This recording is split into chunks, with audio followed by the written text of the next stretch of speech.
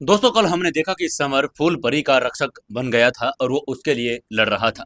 Summer ने पहले नीम परी से फाइट की और फिर पानी परी से। उसने नीम परी को भी हरा दिया था और उसकी एल्डर संरक्षक को भी। उसके बाद उसने पानी परी को भी हरा दिया था। हालांकि पानी परी मैच हार चुकी थी, लेकिन उसकी रक्षक जो दूसरी एल्डर उसके पीछे खड़ी थी वो रिजल्ट को एक्सेप्ट नहीं कर पाई। वो समर को चैलेंज करने के लिए खड़ी हो गई थी। दोस्तों, 157वें एपिसोड में आपका हार्दिक स्वागत है। अगर आप पहली बार आए हैं तो चैनल को सब्सक्राइब जरूर कर लें। वीडियो अच्छी लग रही है तो कमेंट करके जरूर बताएं कि कहानी कैसी लग रही है और आप लोग कहां से अपनी कहानी को देखते हैं। दोस्तों, एक प्यारा सा कमेंट करें, साथ में एक लाइक करें, एक शेयर जरूर से जरूर करें। चलिए, 157वें एपिसोड में आपका फिर से स्वागत है। शुरू करते हैं कहानी।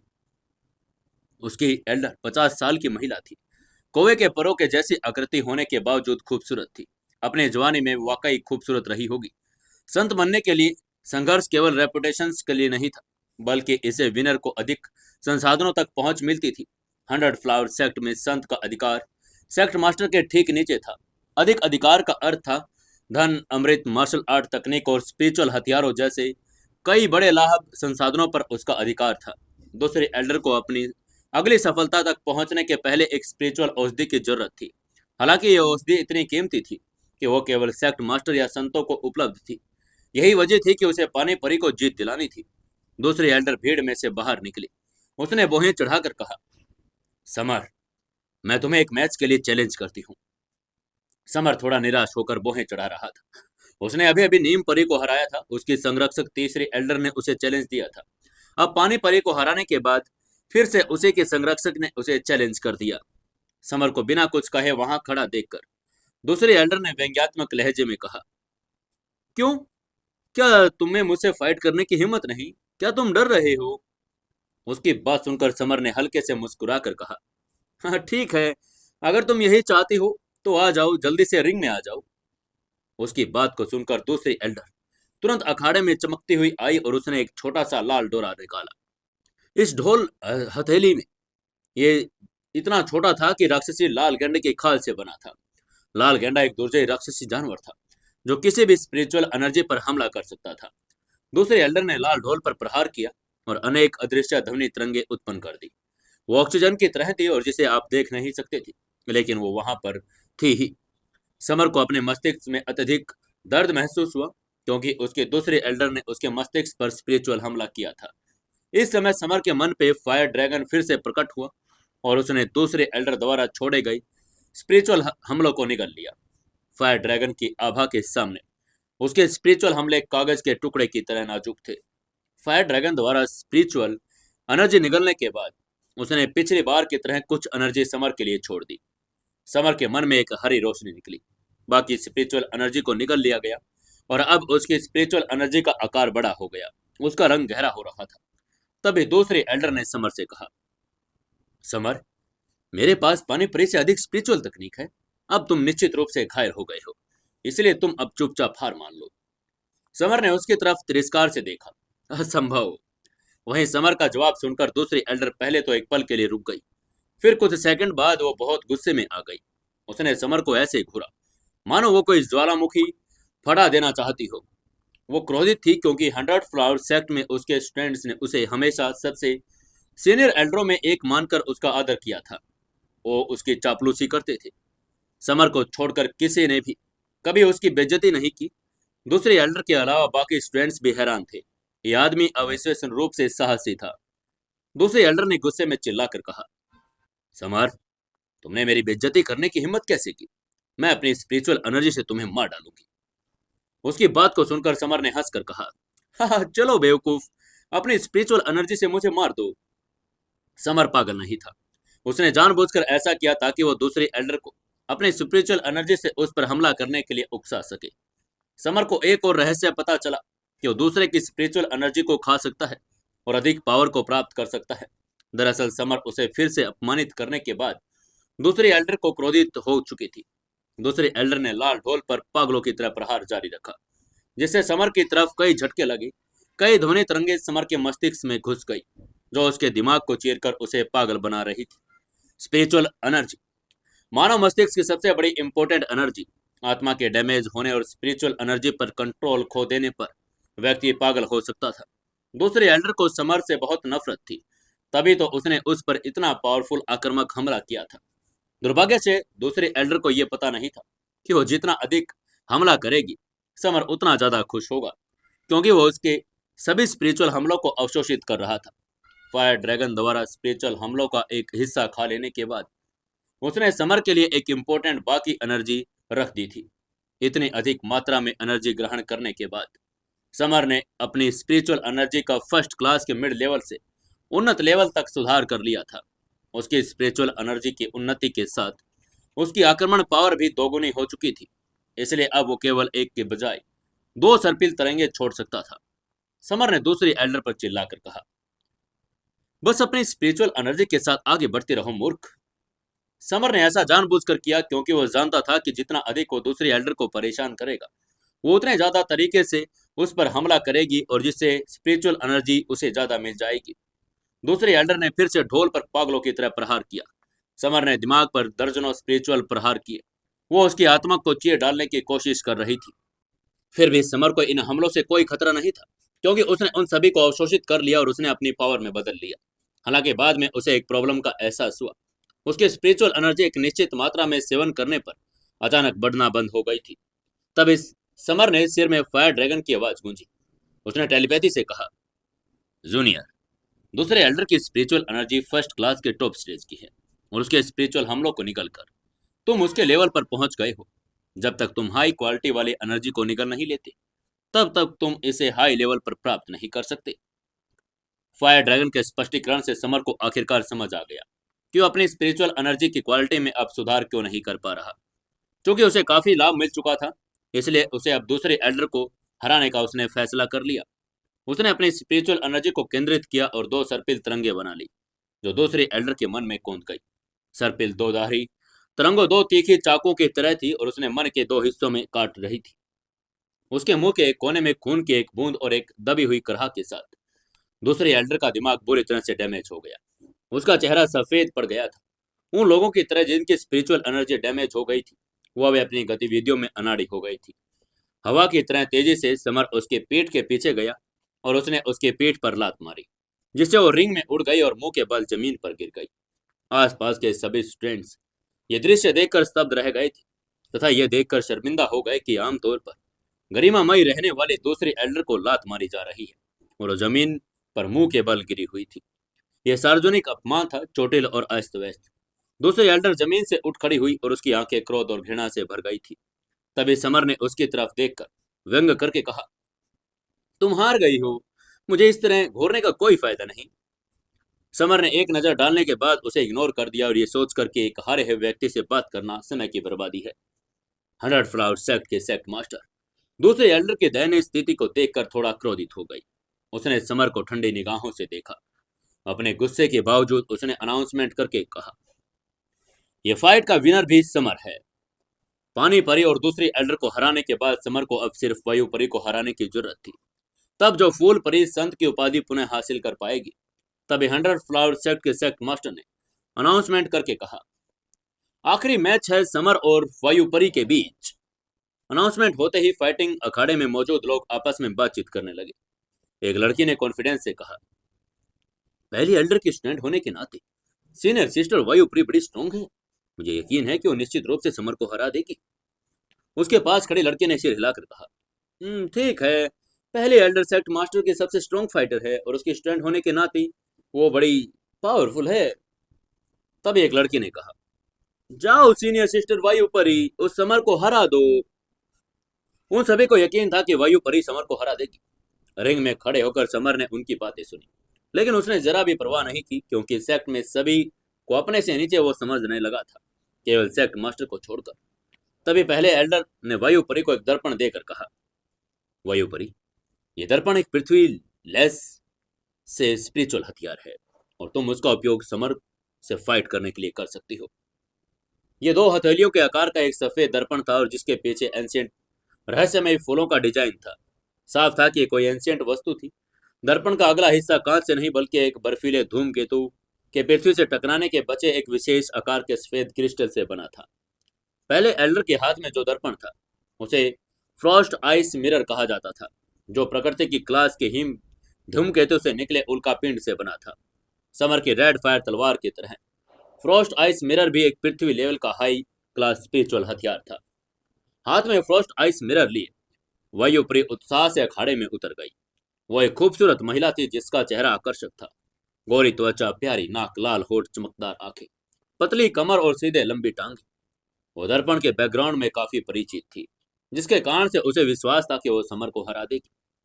समर की आंखें तेज हो गई जब उसने दर्पण में एक भयानक उपस्थिति को महसूस किया। तभी वायु परी ने समर की तरफ देखकर कहा, समर, आओ और मेरे फ्रॉस्ट आइस मिरर का स्वाद लो। उसकी आंखों में ठंडी रोशनी चमक रही थी। उसने अपने शरीर में इंपोर्टेंट सार एनर्जी को प्रवाहित कर दिया, इसे फ्रॉस्ट आइस मिरर में प्रवाहित किया, जिसे हिंसक बल के साथ समर की तरफ सफेद प्रकाश की किरण फेंकी। समर एक बाज की तेजी से उछला और हमले से बच निकला। सफेद प्रकाश की किरण समर से चूक गई और अखाड़े के 50 मीटर मोटे संगमरमर से मन से जा टकराई। समर की पुतलियां सदमे से सिकुड़ गई। दर्पण का प्रहार इतना पावरफुल था कि वो 50 मीटर ऊंचे संगमरमर के चबूतरे को छेद गया। आसपास के लोग हैरान थे, क्योंकि यह पहली बार था उन्होंने फ्रॉस्ट आइस मिरर की पावर देखी थी। वो हैरानी में आपस में बातें करने लगे थे। उनमें से एक लड़के ने मुस्कुराकर कहा, सीनियर सिस्टर का फ्रॉस्ट आइस मिरर अजय है। उसके पास खड़े लड़के ने कहा, हाँ, मैं इसका वार भी नहीं झेल पाती। एक लड़के ने खुश होकर कहा, हालांकि समर ने हमले को चकमा दे दिया, लेकिन वो अंततः हार जाएगा। सभी स्टूडेंट्स को वायु परी से बड़ी उम्मीदें थी। तभी समर ने अपनी रेड फायर तलवार निकाल ली, जिसे 30 मीटर लंबी तेज तलवार आभा निकली। समर ने धीरे से चिल्लाकर कहा, ज्वालामुखी विस्फोट। इसके साथ ही समर ने तीसरी और अब तक की सबसे पावरफुल तकनीक का प्रयोग किया, जिसमें उसने महारत हासिल कर ली थी। वो जानता था कि कम पावरफुल तलवार तकनीक वायु परी के पावर के सामने कुछ भी नहीं कर सकती थी। रेड फायर तलवार हवा को चीरती हुई जलती हुई मैग्मा और प्रचंड एनर्जी से भरी ज्वालामुखी की छाया में बदल गई और वायु परी की तरफ टूट पड़ी। एक ठंडी मुस्कान के साथ वायु परी ने अपनी इंपोर्टेंट एनर्जी को बर्फ के दर्पण में प्रवाहित कर दिया, जिनने ज्वालामुखी की छाया में सफेद प्रकाश की एक किरण फेंकी। ज्वालामुखी और सफेद प्रकाश की किरण एक जोरदार धमाके के साथ आपस में टकरा गई, जिससे एक बड़ा ब्लैक होल बन गया। वो दोनों एक कदम पीछे हट गए, क्योंकि उनमें से कोई भी बढ़त हासिल नहीं कर पाया। समर ने अपनी आंखें सिकोड़ ली, आश्चर्यचकित हो गया कि वायु परी ने तीसरी ज्वालामुखी तकनीक को ब्लॉक कर दिया, जो अब तक की सबसे विजय पाने में सक्षम थी। वायु परी भी आश्चर्यचकित थी कि समर फ्रॉस्ट आइस मिरर, जो कि एक पृथ्वी लेवल का हाई स्पिरिचुअल हथियार था, उसके हमले के खिलाफ खड़ा हो सकता था। उन्होंने एक दूसरे को गंभीरता से देखा। समर ने आंखें सिकोड़ते हुए अपने विकल्पों पर विचार किया, क्योंकि उसने अभी तक सबसे अच्छे पत्ते कॉन्करर फिंगर और फायर ड्रैगन फिस्ट नहीं खेले थे। उसने इन तकनीकों का उपयोग नहीं किया क्योंकि वह आक्रामक थी। कॉन्करर फिंगर किसी व्यक्ति को दो हिस्सों में काट सकती थी। फायर ड्रैगन फिस्ट किसी को जलाकर राख कर देती। इसका उद्देश्य फूल परी को संत की उपाधि दिलाना था, लोगों को मारना तो बिल्कुल भी नहीं। अगर वो किसी को मार देगा तो सेक्ट में उसका साथ सौहार्द तुरंत खत्म हो जाएगा। फूल परी को संत की उपाधि कभी नहीं मिलेगी। वहीं फूल परी ने अपने इंपोर्टेंट सार एनर्जी को दर्पण में डाला और सफेद प्रकाश की एक किरण हवा को चीरती हुई समर पर जा गिरी। समर ने चिल्लाकर कहा, ज्वालामुखी प्रायश्चित। उसने तीसरी ज्वालामुखी तकनीक से प्रहार कर दिया। सफेद किरण और ज्वालामुखी मृग तृष्णा दोबारा से एक दूसरे से टकरा गई, जिससे भारी मात्रा में एनर्जी निकली। लेकिन अंत में मुकाबला बराबरी पर छूटा और एक दूसरे को फिर से गंभीरता से देखने लगे, क्योंकि उन्हें पता था कि समान लेवल पर वो पहुंच चुके हैं। इसलिए उन्होंने अपने हथियार रख दिए, आत्म साधना की तकनीकों की तरफ मुड़ गए। तभी वायु परी ने चिल्लाकर कहा, फ्रॉस्ट आइस पाम। उसने अचानक अपनी दाहिनी हथेली को बाहर धकेला, जो एक सफेद ठंडी ग्लेशियर मृग तृष्णा में बदल गई। आसपास की हवा को बर्फ में बदल दिया, क्योंकि ये समर के दिल की तरफ टकरा गई। फ्रॉस्ट आइस पाम एक पावरफुल आत्म लेवल हाई क्लास की आत्म साधना तकनीक थी, जो पृथ्वी की आत्म साधना तकनीक के करीब थी। वो जहां भी जाता एक सफेद छेद दिखाई देता और पलक झपकते ही तेज सीटी की आवाज के साथ समर के ऊपर आ जाता। तभी समर ने जोर से चिल्लाकर कहा, स्ट्रैंगल हेल फिस्ट। उसने अपनी मोर्टल बॉडी को एक्टिवेट कर दिया, जो मॉडल क्लास की फिस्ट तकनीकों का एक सेट था। एक छोटे पहाड़ी के आकार की एक विशाल फिस्ट इंपोर्टेंट सार एनर्जी से संगठित होकर फ्रॉस्ट आइस पाम से टकराई और उसने वायु परी को 4 मीटर पीछे हटने के लिए मजबूर कर दिया। वायुपरी को अपनी हथेली में कुछ सुन्नापन महसूस हुआ और अपने हाथ के पीछे खून का निशान देखा। वायुपरी ने खून देखते मन ही मन में सोचा, घायल, क्या मैं घायल हो गई? उसकी हथेली को देखकर वायुपरी का मन अविश्वास से भर गया, क्योंकि सच्चे आत्म किंगडम के टॉप स्टेज के वो फाइटर थी जो समर से 2 स्टेज के ऊपर थी। एकमात्र स्पष्टीकरण यह था कि उसकी आत्म साधना तकनीकें समर की तुलना में कम पावरफुल थी। वायुपरी के पास फिर से फ्रॉस्ट आइस मिरर का उपयोग करने के अलावा कोई ऑप्शन नहीं था। दर्पण को देखते ही समर ने अपनी रेड फायर तलवार खींच ली, क्योंकि उसकी वर्तमान अवस्था में स्ट्रेंगरहेल फेस्ट का उससे कोई मुकाबला नहीं था। तीसरी बार वायुपरी ने एक बार सफेद किरण छोड़ी, जिसे फिर से रेड फायर तलवार ने रोक दिया। पहली एल्डर जो किनारे खड़ी थी वो बाहें चढ़ाकर बोली, क्योंकि उसे पता था कि वायुपरी कभी भी समर को उसके समान लेवल के स्पिरिचुअल हथियार से नहीं हरा पाएगी। पहले एल्डर ने वायुपरी को निर्देश देकर कहा, वायुपरी, तुम दर्पण पर खून के एक बूंद डालकर उसे हवा में उछालकर उसकी मोहर तोड़ सकती हो। अपने मास्टर की बात सुनते ही वायुपरी ने अपनी उंगली काट ली और खून के एक बूंद आइस फ्रॉस्ट मिरर पर गिरा दी। फिर उसने हवा में उछाल दिया और प्रकाश की एक जलती हुई किरण उत्सर्जित हुई। फ्रॉस्ट आइस मिरर हवा में घूमने लगा और एक अत्यधिक पावरफुल उपस्थिति का एहसास करवाने लगा। समर ने उसके पावर को महसूस करके मन ही मन सोचा, हेवन लेवल का स्पिरिचुअल हथियार, ये एक हेवन लेवल का स्पिरिचुअल हथियार है। समर भयभीत हो गया था। उसने डार्क नाइट एम्परर से सुना था कि केवल हेवन लेवल स्पिरिचुअल हथियार ही हवा में उड़ सकते हैं। वो यह भी जानता था कि रेड फायर तलवार का फ्रॉस्ट आइस मिरर से कोई मुकाबला नहीं, क्योंकि उसकी सिर्फ दूसरी मोहर टूटी थी। लेकिन एक सच्चे आत्म किंगडम लेवल के मिड स्टेज के फाइटर के रूप में वो तलवार पर लगी तीसरी मोहर को नहीं तोड़ सकता था। समर ने मन ही मन में अपने आप से कहा, ऐसा लग रहा है कि मुझे अपना बेस्ट कार्ड खेलना होगा। समर ने कॉन्करर फिंगर का इस्तेमाल करने का फैसला कर लिया। वो अपने मेरिडियंस में इंपोर्टेंट सार एनर्जी को उंगली की नोक से प्रवाहित करते हुए चिल्लाया, एक फिंगर सब कुछ विभाजित करती है। उसने अचानक अपनी दाहिनी तर्जनी उंगली को आगे बढ़ाया और नीली रोशनी की एक किरण छोड़ी, जो उसके सामने हवा को चीरती हुई अत्यंत हिंसक बल के साथ फ्रॉस्ट आइस मिरर पर जा लगी। एक तीखी आवाज के साथ दर्पण एक दरार में दिखाई दिया और मंद हो गई और फिर जमीन पर गिर गई। समर को बहुत दुख हुआ, क्योंकि उसकी फिंगर उसकी वर्तमान साधना का लेवल सिर्फ सांसारिक आत्म किंगडम लेवल के नीचे कुछ लोगों को चीर सकता था, जबकि सबसे पावरफुल कोंगर फिंगर तकनीक की पूरी पावर में दुनिया की किसी भी चीज को काटने की क्षमता थी। क्योंकि फ्रॉस्ट आइस मिरर पहले से एक हेवन लेवल का स्पिरिचुअल हथियार था, इसलिए उसे 2 हिस्सों में काटने के बजाय केवल एक दरार छोड़ सका। हालांकि इसमें दरार आने के कारण फ्रॉस्ट आइस मिरर ने अपनी फाइटिंग पावर खो दी। मिरर को देखकर वायुप्री ने हैरान होकर धीरे से कहा, क्या क्या फ्रॉस्ट आइस मिरर टूट गया? वायुपरी ऐसी लग रही थी मानो उसने कोई भूत देख लिया हो। उसने अपने खून से शीशे की मुहर तोड़कर उसे एक हेवन लेवल के स्पिरिचुअल हथियार में बदला था।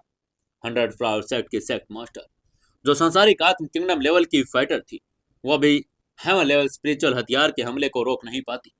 इसलिए उसको समझ नहीं आ रहा था कि एक साधारण सच्चे आत्म किंगडम के मिड स्टेज का फाइटर होते हुए समर ने यह कैसे कर लिया था। वहीं वायुपरी अभी सदमे से स्तब्ध खड़ी थी। तभी समर ने तेजी से आगे बढ़कर उसे नीचे लात मारी, जिससे वो रिंग में बाहर निकल गई।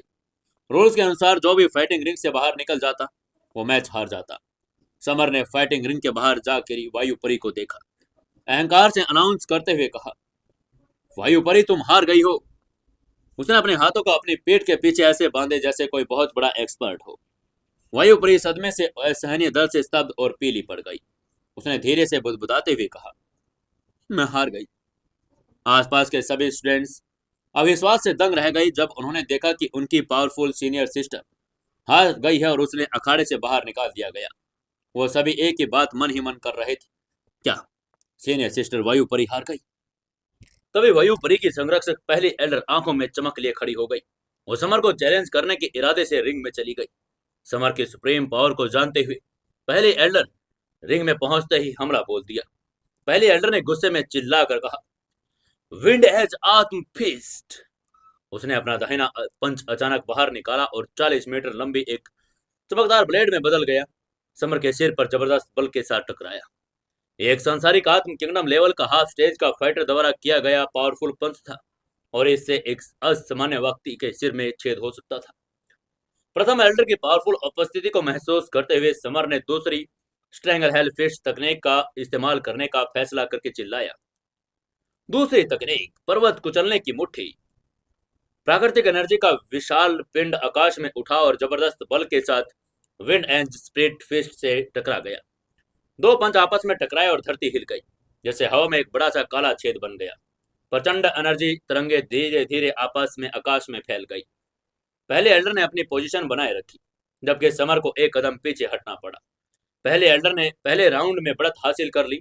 एक सांसारिक आत्म किंगडम लेवल के हाफ स्टेज के फाइटर के रूप में पहले एल्डर समर से कहीं अधिक पावरफुल थी, लेकिन वो केवल एक कदम पीछे हट पाया, जिससे उसकी आत्म साधना तकनीकों की महान जनजात पावर का पता चलता था। आत्म साधना की तकनीकें जितनी उन्नत थी, उसकी फाइटिंग पावर उतनी ही अधिक पावरफुल। पहले एल्डर ने अपने इंपोर्टेंट सार को अपनी मुट्ठी में केंद्रित किया, समर पर एक और हमला किया, जिसने फिर से स्ट्रेंगल हेल फिस्ट के साथ इसे रोक दिया। स्ट्रेंगल हेल फिस्ट आत्म लेवल की आत्म साधना तकनीकों का एक ग्रुप था। समर ने केवल पहली दो तकनीकों को सीखा था, जो पहले से ही पहले एल्डर को रोकने के लिए पर्याप्त पावरफुल था। जबकि पहले एल्डर का आक्रमण पुनः ब्लॉक हो गया तो वो पीली पड़ गई, क्योंकि उसने एहसास हुआ कि वो आत्म तकनीकों में से नहीं जीत सकती। इसलिए वो जोर से चिल्लाई, 7 blood bells, blood line totem. और उसने अपना ब्लड लाइन टोटम एक्टिवेट कर दिया। उसकी आंखें और त्वचा लाल हो गई, जिससे खून जैसा प्रकाश निकल रहा था। उसके सिर के ऊपर एक तड़पती हुई 7 रक्त लता छाया गई। 50 मीटर ऊंचे एक पेड़ पर 7 विशाल लताएं। उसकी उपस्थिति बड़ी भयानक थी। 7 ब्लड बेल्स एक अद्वितीय क्लास का ब्लड लाइन टोटम था, और यह पहली बार था कि समर ने किसी द्वितीय क्लास के ब्लड लाइन टोटम का सामना करना पड़ा। तभी उसके ब्लड लाइन टोटम को देखकर समर ने भी अपने ब्लड लाइन टोटम को एक्टिवेट करने का फैसला लिया और चिल्लाकर कहा, भक्षम ब्लड लाइन टोटम। समर ने अपने खुद की ब्लड लाइन टोटम को एक्टिवेट कर दिया। भक्षक ब्लड लाइन टोटम एक विशाल काले भौर में बदल गया। उसने 7 ब्लड बेल्स को निगल लिया और अपनी एनर्जी समर में डाल दी। उसकी पावर एक नए लेवल पर पहुंच गई। उसने सच्चे आत्म किंगडम के टॉप स्टेज पर पहुंचा दिया। पहले एल्डर का द्वितीय क्लास का ब्लड लाइन टोटम इतना पावरफुल था कि उसने समर के लेवल में 2 स्टेज एकदम इजाफा किया। पहले एल्डर का मुंह खून से भर गया। वो गंभीर रूप से घायल हो गई, क्योंकि उसका सारा रक्त निकल गया था। उसका रक्तसार गंभीर रूप से समाप्त हो गया। समर ने अपने दुश्मनों को हराने का कोई मौका नहीं गवाया। वो हवा में उछला और पलक झपकते ही पहले एल्डर की तरफ उड़ गया। उसने प्रथम एल्डर की और उसने उसके एक पसली को तोड़ दिया। समर अपने लेवल में बेजोड़ था और अपने ऊपर लेवल पर लड़ाकों में चैलेंज दे सकता था। कुछ देर पहले उसने एक सफलता हासिल कर ली, इसलिए घायल पहले एल्डर स्वाभाविक रूप से उसके लिए कोई मुकाबला नहीं था। समर ने अपनी मुट्ठी फिर से आगे की तरफ पटकी और उसकी एक और पसली तोड़ दी। उसके मुंह से एक और खून निकला। पहले एल्डर ने अपने फ्रोस्ट आइस मिरर के लिए बड़ा अफसोस किया, जिससे वो समर को हरा सकती थी, लेकिन दुर्भाग्य से वो टूटा हुआ और उसके लिए बेकार हो गया था। तभी बिजली की तरह से समर उसके पेट की तरफ आया और उसने एक किक मारी। वह अखाड़े से बाहर चली गई। आसपास के स्टूडेंट्स हैरान रह गए थे। उनको समझ नहीं आ रहा था कि ये हो क्या रहा है। एक लड़की ने अपनी आंखें मसल कर कहा, अरे क्या मेरी आंखें धोखा दे रही है, या फिर पहली एल्डर सचमुच हार गई? उसके पास खड़ी लड़की ने अविश्वास से उसकी तरफ देखकर कहा, हाँ बेवकूफ, समर ने वास्तव में पहली एल्डर को हरा दिया है। वहीं एक लड़की ने अपने दांत खींचकर कहा, मैं समर से नफरत करती हूँ, लेकिन मुझे एक्सेप्ट करना पड़ेगा कि वो वास्तव में पावरफुल है। आसपास के सभी लोग आश्चर्य से बात कर रहे थे। इसमें कोई आश्चर्य नहीं कि वो चौंक गए थे। पहली सेक्ट मास्टर दूसरी पावरफुल फाइटर थी।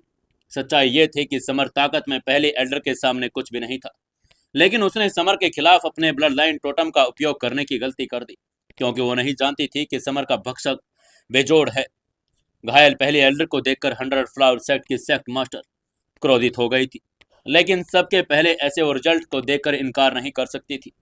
हालांकि परिणाम से खुश होकर सेक्ट मास्टर ने फिर ऊंची आवाज में रिजल्ट अनाउंस करके कहा, इस कंपटीशन का विनर समर है, इसलिए 100 फ्लावर सेक्ट की संत फूलपरी ही बनी रहेगी।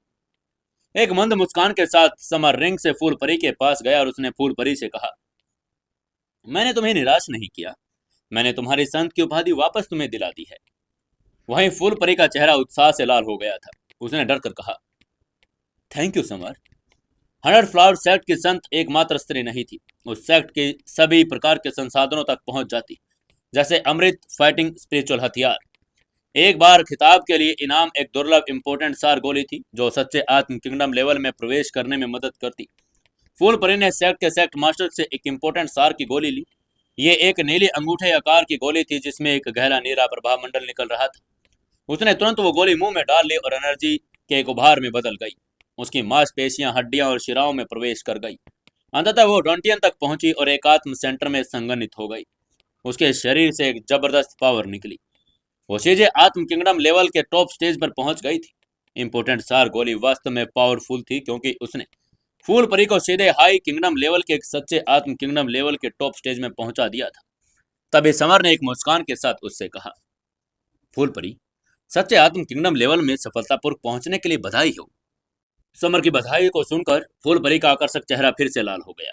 वह अंततः सच्चे आत्म किंगडम लेवल में लौटकर बहुत खुश थी।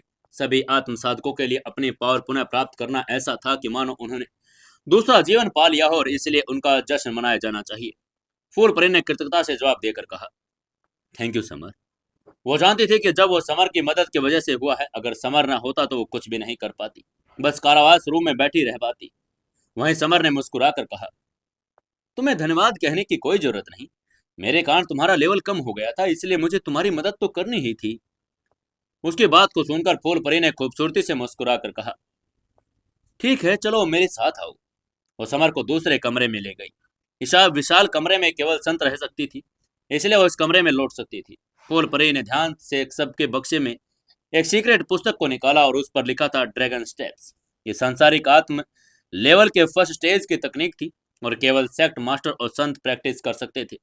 उस गति तकनीक को देखकर समर का चेहरा खिल उठा। उसने आक्रमण और रक्षात्मक दोनों ही आत्म साधना तकनीक पहले सीख ली थी, लेकिन शारीरिक प्रैक्टिस की कमी थी और एक गति शारीरिक तकनीक थी जो गति में बेहतर बना सकती थी। समर ने जेड स्क्रॉल निकाला और अंदर का निरीक्षण किया। उसने ड्रैगन स्टेप्स के स्ट्रिक ट्रेनिंग स्क्रॉल देखे। समर की याददाश्त और समझ बड़ी अच्छी थी। एक ही नज़र में उसने अंदर लिखी सारी तकनीकें याद आ जाती।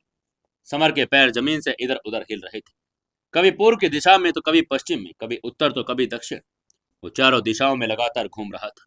उसका शरीर कमरे में लगातार और तेजी से घूम रहा था, मानो कोई चलता फिरता ड्रैगन हो। एक अगरबत्ती के जलने के जितना समय लगता, उससे पहले ही समर ने ड्रैगन स्टेप की बेसिक तकनीकों को पूरी तरह से महारत हासिल कर लिया। तभी फूल परी ने आकर्षक ढंग से मुस्कुराते हुए उसकी तारीफ करके कहा, समर, तुम तो सचमुच में प्रतिभाशाली हो। समर ने मुस्कुराकर कहा, इस प्रतिभाशाली को इनाम में क्या मिल सकता है? फूल परी ने मुस्कुराकर कहा, तुम क्या चाहते हो? समर ने शैतानी मुस्कान के साथ कहा, एक किस। उसकी डिमांड सुनकर फूल परी ने थोड़ा गुस्से में कहा, तुम सुअर, मैं तुम्हें मुक्का मारूंगी। समर इस बेहद आकर्षक लड़के से यूं ही नहीं जाने देने वाला था। उसने उसे एक जबरदस्ती कमर से खींच लिया और उसके नरम होठों पर अपने होठ रख दिए और उसको किस कर दिया। फूल परी ने उसको दूर धकेलने की कोशिश करके कहा, तुम बहुत बुरे हो। उसका प्यारा सा चेहरा शर्म से वाइन के जैसा हो गया था। समर को फूल परी पर छोटे से बगावत की कोई परवाह नहीं थी। वो अपना मौका नहीं गंवाना चाहता था, इसलिए उसने पूरा फायदा उठाया। तभी एनी जब चाय का कप लेकर संत के कमरे में आई तो उन दोनों को इतने करीब देखकर सदमे से भर गई। उसने समर पर चिल्लाकर कहा, समर, तुम्हारी हिम्मत कैसे हुई फूल परी को कलंकित करने की? एनी इतने सदमे में थे कि वहां भूकंप आ गया हो। फूल परी ने एनी की आवाज सुनते ही समर को तुरंत एक तरफ धकेल दिया। उसका आकर्षक चेहरा शर्म से लाल हो गया। उसका दिल हजारों युद्ध नगाड़ों के तेज धड़क रहा था। फूल परी भले ही पावरफुल हो, लेकिन ऐसा पहली बार हुआ था, इसलिए वो बेखबर रह गई। उसने मन ही मन में सोचा, इस समर के आसपास रहना कितना कष्टदायक है। एनी को पता चल गया, अब मैं क्या करूं? स्पष्ट रूप से समर के पास बड़ा अनुभव था। उसने कहा, एनी, फूल परी के मुंह पर मक्खी थी, मैं केवल उसे हटाने में मदद कर रहा था।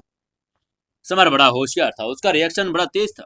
उसने तुरंत मक्खी वाला बहाना बना दिया, क्योंकि वो पहले भी कई बार इसका इस्तेमाल कर चुका था, इसलिए प्रभावित हो चुका था। उसका बहाना सुनकर एनी ने भौहें चढ़ाई और उलझन में पड़ गई।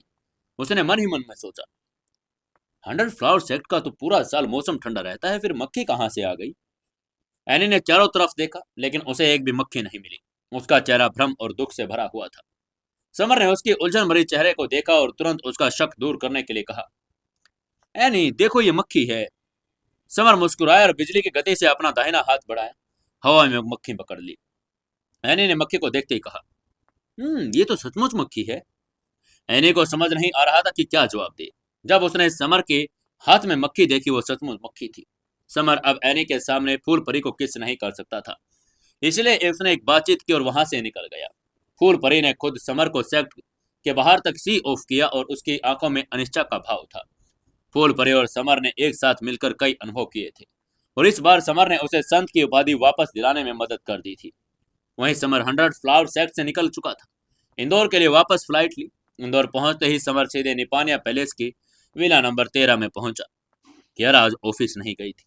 वो सोफे पर बैठी शादी का एल्बम देख रही थी। कियारा बड़ी सुंदर लग रही थी। उसका चेहरा ठंडा लेकिन प्रिस्क्रिप्ट था और उसका चेहरा चमकदार सफेद था। वहां पर वो शान से बैठी थी, सांसें लेती हुई भी अट्रैक्टिव लग रही थी। समर ने विला दरवाजा खोलते हुए कहा, हनी, मैं वापस आ गया हूँ। कियारा ने समर की आवाज सुनकर पलट कर देखा। समर को देखते ही उसके आकर्षक चेहरे पर उत्साह के भाव आ गए। हालांकि समर को गए ज्यादा देर नहीं हुई थी, फिर भी वो बड़ी मिस कर रही थी। वो समर से बड़ा प्यार करती थी। वो हर जगह हर समय उसी के बारे में सोचती। समर ने उसके हाथ में एल्बम देकर पूछा, हनी, क्या तुम क्या देख रही हो? कियारा ने अपने मुलायम गुलाबी हाथ बाहर निकाले और हाथ में शादी की तस्वीरें लहराकर उसकी बात का जवाब देकर कहा, मैं तो बस हमारी पिछली बार की शादी की तस्वीरें देख रही थी। तस्वीरें देखकर समर ने मुस्कुराकर कहा, पिछली बार शादी प्लानिंग के हिसाब से पूरी नहीं हुई। चलो इसे एक और शादी करते हैं। ये कहते वो कियारा के पास बैठ गया और उसके कोमल हाथों को पकड़ लिया। उसकी बात सुनकर कियारा ने सिर हिलाया। उसका आकर्षक चेहरा वाइन जैसा लाल हो गया था। वो अंदर से खुशी से अभिभूत थी। वो समर के साथ एक शादी करना चाहती थी। उनकी पिछली शादी एक्सीडेंट के बाद रद्द हो गई थी। समर और कियारा के शादी के समय चर्चा की और इस निष्कर्ष पर पहुंचे कि एक हफ्ते बाद का दिन भाग्यशाली दिन होगा। तभी ट्रिंग ट्रिंग ट्रिंग समर का फोन बज गया। उसने फोन निकाला तो देखा फोन तलवार किंग जतेंद्र बजाज का था। उसका चेहरा उलझन से भर गया। जतेंद्र बजाज तो यूरोप में था, फिर फोन क्यों कर रहा था? समर जानता था कि तलवार किंग जतेंद्र बजाज तब तक फोन नहीं करेगा जब तक कोई इमरजेंसी सिचुएशन ना आई हो। फोन के दूसरी तरफ से जतेंद्र बजाज ने उत्साह भरी आवाज में कहा, समर, कंचनजंगा पर्वत निषिद्ध एरिया में एक अनमोल रत्न प्रकट हुआ है। एरिया में कई रोशनियां निकल रही है। मुझे लगता है कि अब ये 3 दिन में खुल जाएगा। कंचनजंगा पर्वत 3 दिन में खुल जाएगा। और ये बात सुनकर समर का चेहरा बदल गया। उसकी आंखें पहले सदमे से फिर आश्चर्य से भर गई। एक अच्छी खबर थी। समर के पापा एक किंग लेवल व्यू में कंचनजंगा पर्वत के निषिद्ध एरिया में फंस गए थे और अब वो निषिद्ध एरिया खुलने वाला था। अब समर अपने पापा को बचा सकता था। हालांकि जब समर को कियारा के साथ शादी की याद आई तो उसकी आंखें पछतावे से भर गई। कियारा ने उसकी बात सुन ली थी, इसलिए उसने अपनी पलकें झपकाकर समर से पूछा, डियर, क्या तुम्हें 3 दिनों में कंचनजंगा निषिद्ध एरिया में जाना है? असल में कियारा नहीं चाहती थी कि समर वहां जाए। वो उसे शादी करना चाहती थी। ऑफिशियल तौर पर उसकी दुल्हन बनना चाहती थी। समर ने उसकी बात का जवाब देकर कहा, हनी, मेरे पापा और मास्टर दोनों उस पर्वत एरिया में फंस गए हैं। मुझे उन्हें बचाने जाना होगा। समर कियारा को निराश भी नहीं करना चाहता था। उसकी बात को सुनकर कियारा ने सिर हिलाकर कहा, अगर तुम्हें अपने पापा और मास्टर को बचाना है तो जाओ। मैं तुम्हारा साथ दूंगी, मैं तुम्हें रोकूंगी नहीं। कियारा जानती थी कि इसका मतलब शादी नहीं होगी। वो निराश तो नहीं थी, लेकिन उसे पता था कि अब समर अपने पापा को बचाने वाला है। समर ने कियारा की बात की और फिर विला से निकल गया। हॉस्पिटल के अंदर पायल ने अपनी बेटी को अपनी गोद में लिया हुआ था। पायल ने अपने होठ फुलाकर कहा, सीमू, चलो मम्मा से बात करो। नन्हे सीमू के चेहरे पर लाल लाल आ गया था और उसने दो चीची की आवाज निकाली। नन्ही सीमू बड़ी प्यारी थी। आवाजें निकालते हुए उसका चेहरा लाल हो रहा था। समर जब हॉस्पिटल पहुंचा तो उसने कमरे का दरवाजा खोला, देखा बच्चे आवाजें कर रही है। उसके दोनों मुलायम हाथ सफेद हिल रहे थे। समर ने मुस्कुराकर कहा, मेरी नन्ही परी अब चू चू कर रही है, आओ पापा को गले लगाओ। पायल का आकर्षक चेहरा लाल हो गया और उसने पूछा, तुम वापस कैसे आ गए? समर ने पायल और नन्ही सीमू को और देखकर मुस्कुराकर कहा, मुझे तुम्हारी और सीमू की याद आ रही थी, इसलिए मैं वापस आ गया। उसकी बात सुनकर पायल ने आकर्षक मुस्कान के साथ नन्हे सीमू को समर को सौंपते हुए कहा, ठीक है, तो ये संभालो अपनी बेटी को। तभी नन्ही सीमू ने अपना मुंह खोला और समर की गोद में आए उसने कहा, "हम्म।" समर ने नन्ही सीमू को देखकर मुस्कुरा कर कहा, पायल, क्या तुमने देखा? हमारी नन्ही परी मुझे पहचानती है। वो मुझे देखकर मुस्कुरा रही है। जब नन्ही सीमू को उसे देखकर मुस्कुराया तो बहुत समर खुश हो गया। पायल ने उसकी मुस्कान को देखकर कहा, देखो तुम कितने खुश हो। तभी समर ने बच्चे के गाल को चूमा और उत्साहित होकर कहा, सीमू पापा तुम्हारे बड़े होने का इंतजार कर रहे हैं। जब तुम मुझे पापा कहकर बुलाओगी। ऐसे ही थोड़ी देर मस्ती करने के बाद समर ने माफी मांगकर पायल की ओर देखकर कहा, पायल, मुझे 3 दिन में कहीं जाने के लिए निकलना है। इस बार वापस आने के लिए काफी देर हो सकती है। पायल उसकी बात सुनकर निराश हो गई। उसने अभी कुछ समय पहले बच्ची को जन्म दिया और वो समर के साथ समय बिताना चाहती थी, लेकिन समर वहां पर नहीं था। उसने समर की तरफ देखकर चिंता भरे स्वर में पूछा, समर क्या ये यात्रा खतरनाक है? समर ने उसकी चिंता दूर करने के लिए कहा, नहीं ऐसी चिंता की बात नहीं, तुम बस अपना ध्यान रखना, आराम करो, जल्दी से सब ठीक हो जाएगा। पायल ने जोर देकर आकर्षक मुस्कान के साथ कहा, ठीक है लेकिन प्लीज सावधान रहना, अपना ध्यान रखना। समर ने सिर हिलाकर कहा, ठीक है अब मैं चलता हूँ। और 3 दिन यूं ही बीत गए। इन 3 दिनों में इंडिया के सभी आत्मसाधक कंचनजंगा निषिद्ध एरिया की अनदेखी के कारण बहुत परेशान हो गए थे। पृथ्वी के 4 प्रमुख निषिद्ध एरिया में से एक कंचनजंगा पर्वत इंडिया का सबसे रहस्यमयी पर्वत था। कई यहाँ पर खजाने, जड़ी बूटी और बहुत सारी ऐसी चीजें थी जो आदमी को पागल कर दे। कुछ दिनों में ही कई छिपे हुए इंडियन शैतान छिपे हुए आत्म साधना सेक्टों के कई साथ लुभाने लगे और कई ताकतें उस एरिया में एंटर होने की तैयारी करने लगी थी। इंडियन आत्म साधना सेक्टों को इस रेपुटेड तरह किया गया था कि आत्म पृथ्वी हेवन किंग और एम्परर लेवल।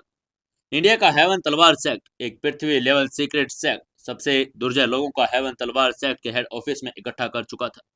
हेवन तलवार सेक्ट के मास्टर सेक्ट के सीनियर के साथ कंचनजंगा पर्वत एरिया में उद्घाटन पर चर्चा कर रहे थे। सेक्ट के तीसरे एल्डर ने सेक्ट मास्टर से कहा, सेक्ट मास्टर, कितने लोगों को कंचनजंगा निषिद्ध एरिया में लेकर जाना चाहिए?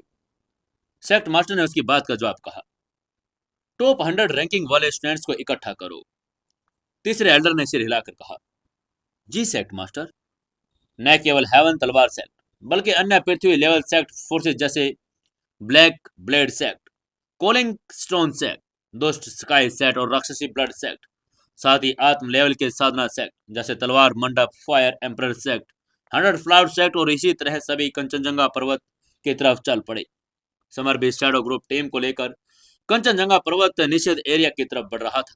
इसी बीच उधर फायर दानव किंग और पर्पल बैट दानव किंग प्रशांत आइलैंड पर थे और सुपीरिया को बचाने की कोशिश कर रहे थे। वो अभी तक वापस नहीं लौटे थे। समर ने पहले ही फायर दानव किंग को सूचित कर दिया था कि जैसे ही वो प्रशांत आइलैंड से वापस आए एरिया की तरफ आ जाए। लायन दानव किंग और ग्रीन ड्रैगन दानव किंग आना चाहते थे, लेकिन समर ने उन्हें कियारा और पायल की सिक्योरिटी के लिए इंदौर में रहने के लिए कहा। उन दोनों महिलाओं को कोई मार्शल आर्ट नहीं आती थी, इसलिए उन्हें सिक्योरिटी की जरूरत थी। समर और शैडो ग्रुप टीम ने अद्भुत सहयोग किया। वे उसकी जरूरत थे और कंचनजंगा पर्वत को कई देवताओं का निवास स्थान भी माना जाता था। एंशिएंट काल में यह वही स्थान था जहां पर दिव्य प्राणी निवास करते थे। आधुनिक काल ये दिव्य प्राणी लुप्त हो गए और लेकिन उनकी किंवदंतियां आज भी जीवित थी। समर और बाकी लोग तेजी से आगे बढ़े। सिर्फ आधे दिन में ही वे कंचनजंगा पर्वत पहुंच गए। ये पहाड़ आपस में जुड़े थे और हर एक 10,000 मीटर से ऊंचा था। पहाड़ के नीचे बहुत सारे लोग जमा हो गए थे। इस दिशा में हेवन तलवार सेक्ट खड़ा था और उसके सेक्ट मास्टर देशराज इस दिशा के सबसे सुविधाजनक स्थान पर खड़े थे। देशराज 40 वर्ष का व्यक्ति था। चूंकि वह सांसारिक आत्म किंगडम के टॉप स्टेज पर था और साथ ही पृथ्वी लेवल सेक्ट का सेक्ट मास्टर तलवारबाज में एक्सपर्ट था। उसके पीछे कई एल्डर स्टूडेंट थे। ये सभी हेवन तलवार सेक्ट के पावरफुल व्यक्ति थे और प्रत्येक अपनी पीठ पर एक लंबे तलवार टांगे हुए था। वेस्ट में और एक ब्लैक ब्लेड सेक्ट था। सेक्ट के सेक्ट मास्टर सुरेंद्र एक अधेड़ उम्र के व्यक्ति थे, जिसके पीठ पर एक बहुत भारी ब्लेड था और जो पंख जितना हल्का दिखाई दे रहा था। सुरेंद्र के पीछे भी ब्लैक ब्लेड सेक्ट के एल्डर्स और स्टूडेंट्स खड़े हुए थे। कोलिंग स्टाउन सेक्ट साउथ में स्थित था। उनके सेक्ट का सेक्ट मास्टर हरिंदर था और जो गहरे रंग का अधेड़ उम्र का व्यक्ति था। उसकी पीठ पर एक विशाल पत्थर की चक्की थी जिसे आभा बड़ी पावरफुल थी। हरिंदर के पीछे कोलिंग स्टोन सेक्ट के एल्डर्स खड़े थे। हर एक अपनी पीठ पर एक विशाल चक्के जैसा चमकदार पत्थर ढो रहे थे। नॉर्थ में राक्षसी ब्लेड सेक्ट के लोग थे। अगर पिछले 3 ताकतें रूढ़िवादी ताकतें थी तो निश्चित रूप से दुष्ट थी। राक्षसी ब्लेड सेक्ट एक पृथ्वी लेवल सेक्ट था और उसका सेक्ट मास्टर सुखराज था। यह एक उन्नत लेवल के पृथ्वी आत्म किंगडम लेवल का फाइटर था और एक अधेड़ उम्र का व्यक्ति था। राक्षसी ब्लेड सेक्ट के सभी स्टूडेंट्स के हाथों में रेड ब्लेड फ्लैग था जो पावरफुल रक्त पिपासु एनर्जी उत्सर्जित कर रहा था।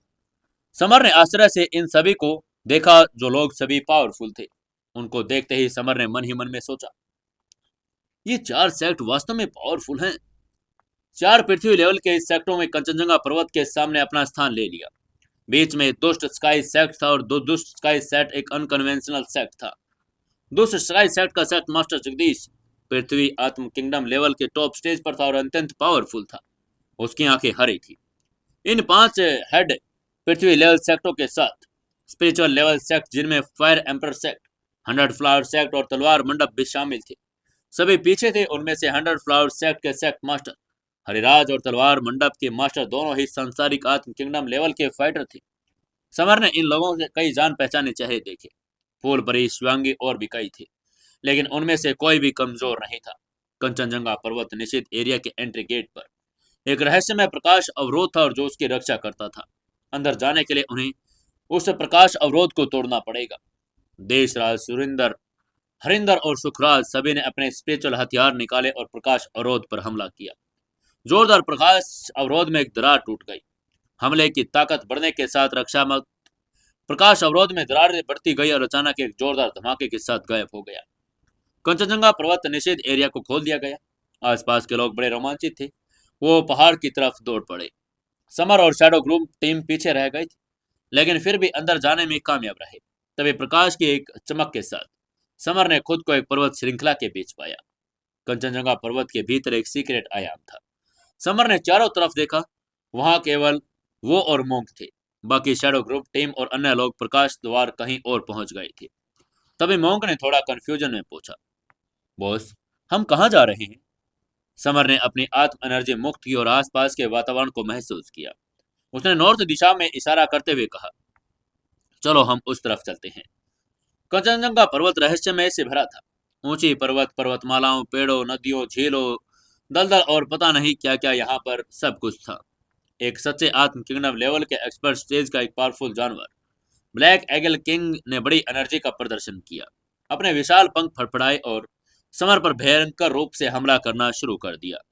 तभी समर ने अपनी रेड फायर तलवार निकाली। एक वार से तलवार की एनर्जी ने ब्लैक एगल किंग के सिर को धड़ से अलग कर दिया।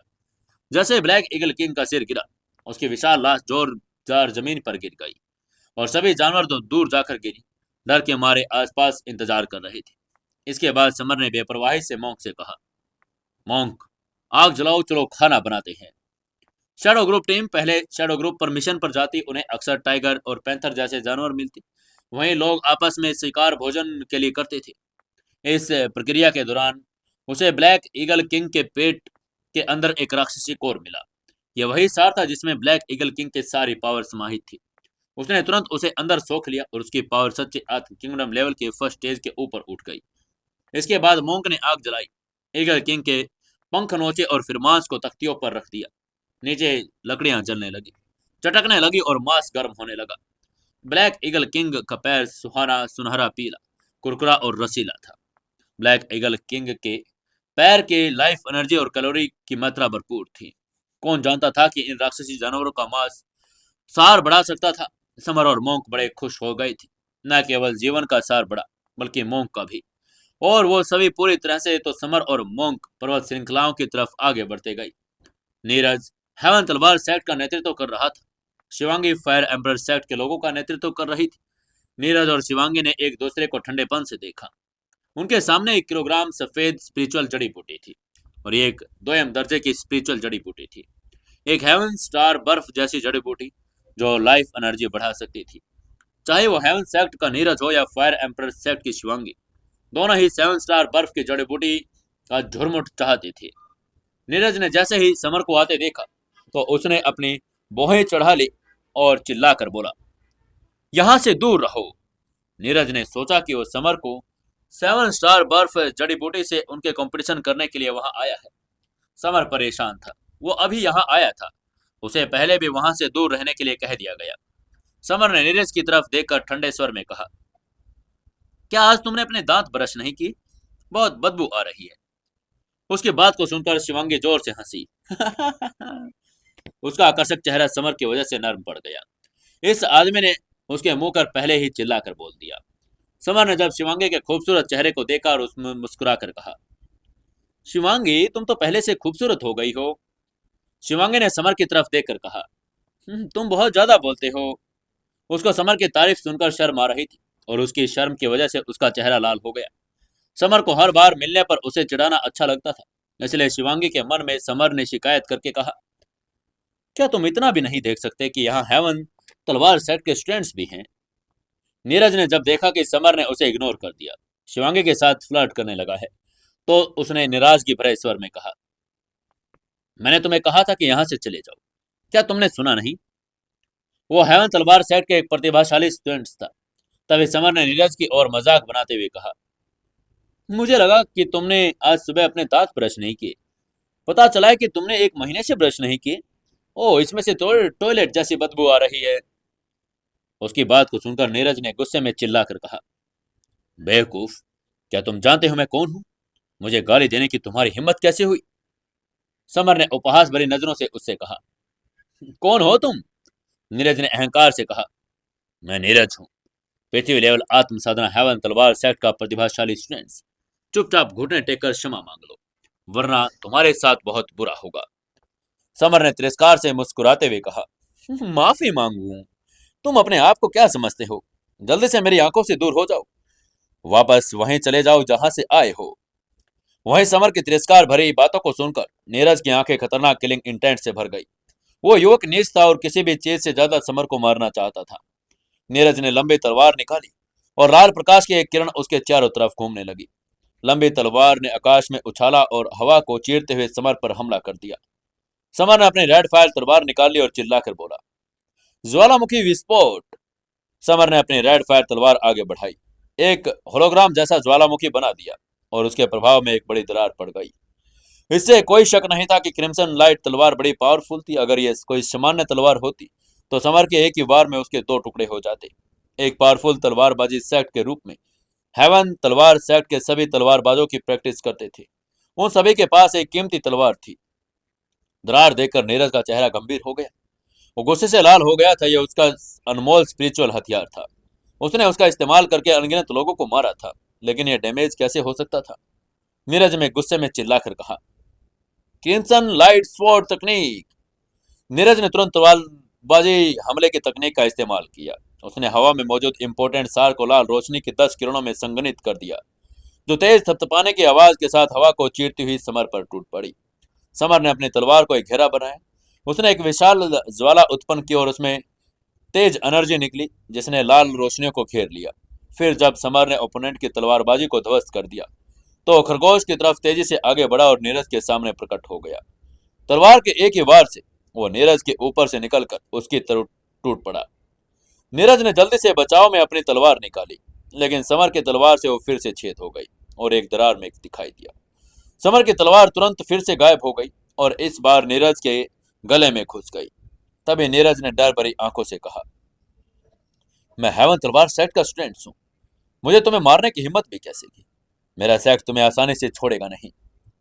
नीरज ने अपना गला ढक लिया और बड़ी मात्रा में खून उगल दिया। जल्द वो अपनी आंखों में निराशा के साथ जमीन पर गिर पड़ा।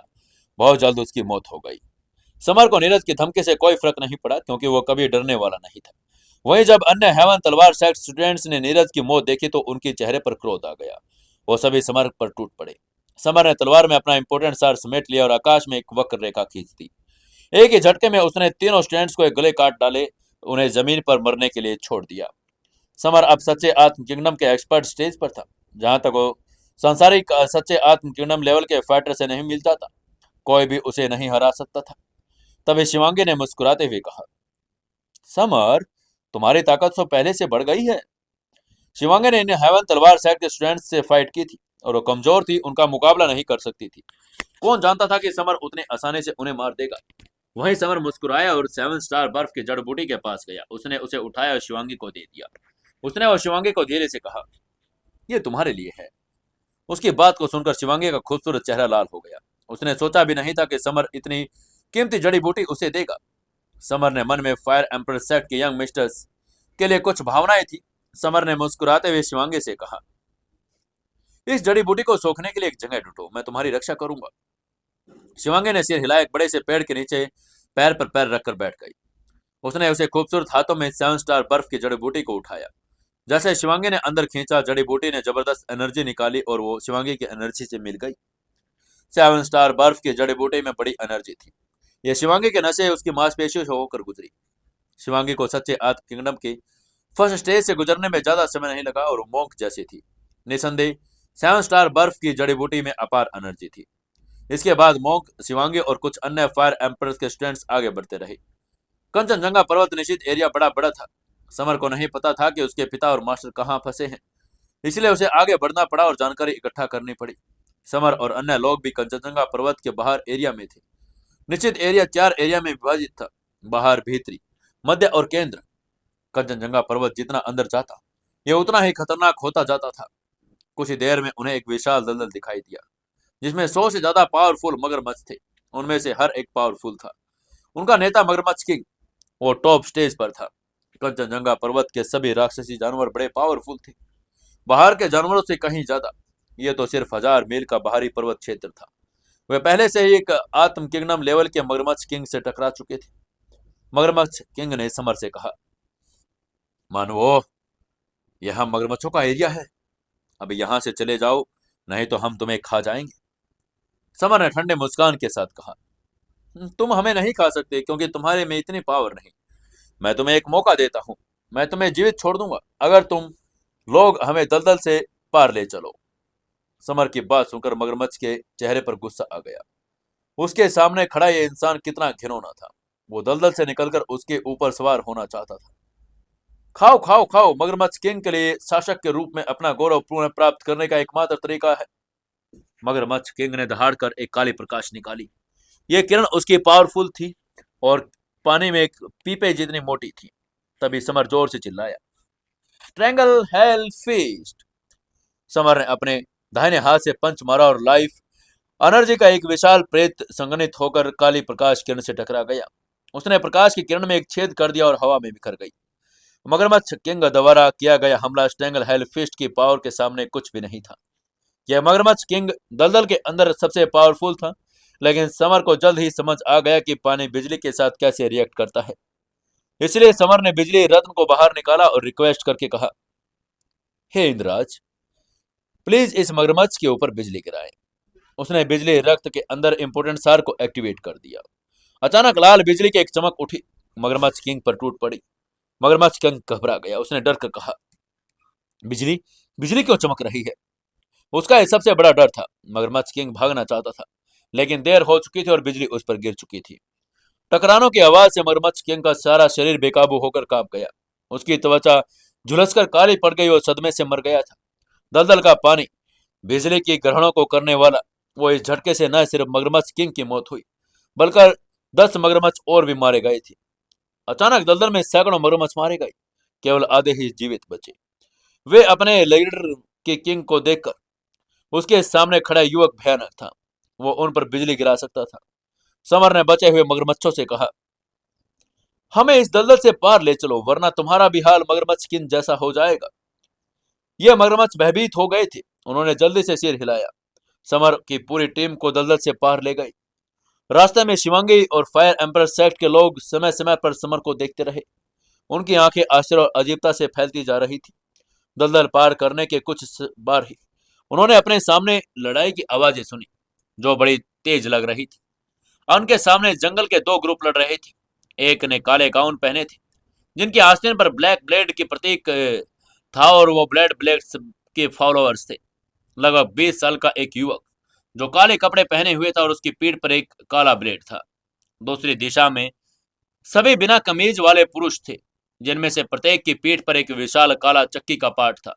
चक्की का पाट बड़ा भारी था। हर एक वजन 10,000 किलो था, पूरी तरह से काला। दोनों सेक्ट एक दूसरे को ठंडी निगाहों से देख रहे थे। उनकी आंखों में आग की लपटें थी और उन्हें थोड़ी दूरी पर एक काला पिल्ला था, जिसकी लंबाई 20 मीटर से ज्यादा नहीं थी। उसके पूरे शरीर पर काले बाल थे, लेकिन उनका रोआ बड़ा सुंदर था। हरिंदर ने भौहें चढ़ाकर कहा, देशराज, ये स्पिरिचुअल जानवर पिल्ला मेरा है। देशराज ने भी ठंडे मुस्कान से कहा, मैंने स्पिरिचुअल पिल्ले को सबसे पहले देखा, तो मैं इसे तुम्हें क्यों दो दूं? स्पिरिचुअल जानवर राक्षसी जानवरों से अलग थे। वे ज्यादा बुद्धिमान थे और पावरफुल भी। सीधे शब्दों में कहे तो राक्षसी जानवरों से ज्यादा प्रतिभाशाली। देशराज ने अपने पीछे से काला जेड ब्लेड निकाला और ओपोनेंट पर हमला कर दिया। हरिंदर की तरफ वार करते हुए उसने एक काली रोशनी की किरण बनाई। हरिंदर ने विशाल चक्की का पार्ट निकाला और उसे एक अपने सामने लहरा दिया। ये चक्की कोई साधारण चक्की नहीं थी, यह उल्का पिंडों से बनी थी और इसलिए उसमें अपार पावर थी। देशराज ने हैरान होकर कहा, हरिंदर, तुम सच्चे आत्म किंगडम लेवल के एक्सपर्ट लेवल पर कैसे पहुंच गए? वो विश्वास नहीं कर सकता था कि उसका ओपोनेंट पहले ही सफलता तक पहुंच चुका था। हरिंदर ने सिर हिलाकर कहा, तुम भी बुरे नहीं हो, तुमने भी काले ब्लेड की तकनीक सीख ली, लेकिन दुर्भाग्य से अभी भी तुम मेरा मुकाबला नहीं कर सकते। ये कहते हुए हरिंदर ने चक्की का पार्ट उठाया, देशराज की तरफ ताली बजा दी। चक्की का पार्ट बड़ा पावरफुल था, सिर्फ एक ताली से उसमें 10,000 किलोग्राम से ज्यादा एनर्जी समाहित हो गई। चक्की के पावर के दबाव में देशराज की अभिव्यक्ति भयभीत हो गई थी। देशराज जोर से चिल्लाया, काले ब्लेड तकनीक! उसने अपने ब्लेड से हरिंदर पर हमला किया और उसमें एक विशाल काली हवा का निर्माण किया जो चक्की के बल पर टकरा गई। दोनों फोर्सेस के टकराव के कारण जबरदस्त ध्वनि उत्पन्न हुई और जिसे आसमान और हिल गया था। आसपास मौजूद लोग इस ध्वनि को बहरे कर गए। वहीं उन्मत्त एनर्जी फैल गई थी। इसने जंगल के चारों ओर उड़कर जमीन पर गिरा दिया। इन दोनों की इन दोनों की अंतहीन और भयंकर फाइट हुई, जिसमें स्पष्ट नहीं था कि कौन जीतेगा। तभी स्पिरिचुअल पिल्ले ने अपनी आंखें फेर ली। दोनों के बीच फाइट होने पर भाग गया। देशराज और हरिंदर के चेहरे पर स्पिरिचुअल पिल्ले को भागते देखकर भाव बदल गई। वे आपस में फाइट करना बंद कर उस पिल्ले के पीछे चल पड़े। दोनों चाहते थे। जब स्पिरिचुअल पिल्ले ने देखा कि उसके पीछे कई बाईं तरफ लोग हैं, तो वो दाईं तरफ चल दिया जहां कोई नहीं था। वहीं समर दाहिनी तरफ चट्टानों के पास खड़ा था। उसने अचानक एक काली चीज को उसकी तरफ दौड़ते देखा, जो अचानक उसके कवच में समा गया। समर ने शक से देखा तो पाया कि उसकी बाहों में एक काला पिल्ला था। वो हक्का बक्का रह गया था। अगर वो एक खूबसूरत औरत होती तो बड़ा अच्छा होता, लेकिन एक पिल्ला। हजारों मर्ड फिश उलझन में उसके दिमाग में तैर गई। तभी देशराज ने ठंडे स्वर में कहा, यह स्पिरिचुअल पिल्ला सौंप दो और यहाँ से चुपचाप चले जाओ। उसकी धमकी को सुनकर समर का चेहरा ठंडा पड़ गया। वो बड़ा नाराज था। आत्म साधना सेक्ट के सभी सदस्य बड़े घमंडी थे। वो खुद को बड़ा ऊंचा समझते थे। हालांकि जब समर ने स्पिरिचुअल जानवर को उल्लेख सुना तो उसकी अभिव्यक्ति बदल गई। समर की आंखों में आश्चर्य की एक झलक थी। शुरू में तो वो काला पिल्ला पसंद नहीं था, लेकिन अब उसे वो दोगुनी पसंद आ गया था। आखिरकार ये स्पिरिचुअल जानवर था और स्पिरिचुअल जानवर राक्षसी जानवरों से कहीं ज्यादा पावरफुल था। समर ने काले पिल्ले को कसकर पकड़कर कहा, यह मेरी बाहों में आ गया है, इसलिए यह मेरा है। मैं इसे तुम्हें क्यों दूं? उसका पिल्लों को छोड़ने का कोई इरादा नहीं था। कोई भी आत्म साधक स्पिरिचुअल जानवर को ऐसे ही जाने नहीं दे सकता था। समर की बातें सुनकर देशराज की आंखें चमक उठी। उसने अपनी लंबी तलवार निकाली और ठंडे स्वर में कहा, अगर तुमने पिल्ला देने से इनकार कर दिया तो मैं तुम्हें मार डालूंगा। उसकी धमकी को सुनकर समर ने हल्के से मुस्कुरा कर कहा, तो फिर आ जाओ, क्योंकि मुझे लगता है कि तुम खुद ही मरना चाहते हो। उसकी बात को सुनकर देशराज के चेहरे पर उदासी छा गई। उसने अपना लंबा चाकू समर की तरफ तान दिया। ये लंबा चाकू पल भर में समर की आंखों के सामने आ गया, लेकिन तभी समर ने झट से 2 उंगलियों से चाकू की धार पकड़ ली। उसे नंगे हाथों से चाकू पकड़ के देखकर सभी लोग दंग रह गए। बेशक देशराज हेल सबसे ज्यादा हैरान था। उसने कभी उम्मीद नहीं की थी कि समर अपने नंगे हाथों से चाकू का वार रोक लेगा।